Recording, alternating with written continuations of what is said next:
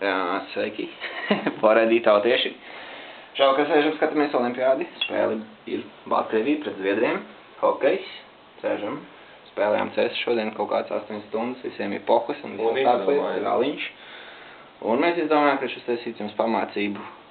Es neteiktu tā, ka jaunajiem zadrotiem, jā, bet, vispār normāliem večiem, kas sēž un spēlē CS, un mēs pēc cik CS spēlē normāli veči. Un man ir šeit kompanjoni. Šeit treniņmēs sēž, jā, ar aliņiem visiem, kaut kā tie visi man aliņi, jā, normāli.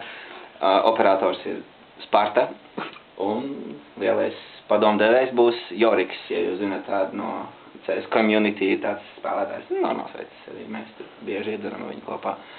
Un tā pamācība būs saistīta ar to, ar jūsu pirmajiem soļiem seksuālajā dzīvē, kā teikt, tas ir gumijas izstrādājums, jūs zināt visi ļoti labi, kas tas ir tāds, jums ir skolā rādīt, bet varbūt iespējams jūs nezināt, kā ar viņu rīkoties un kas viņu jādara tālāk. Mums ir tāds apmācības priekšmets, kā zaļais daikiņš.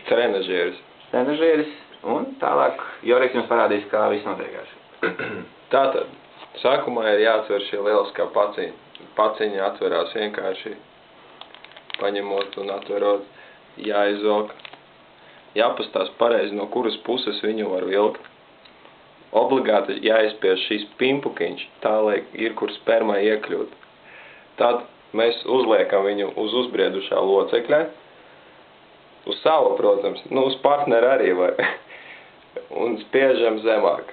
Spiežam, to var darīt ar muti, bet ar muti ir jātrenējās. Tātad, šitādi izskatās loceklis, kas ir gatavs.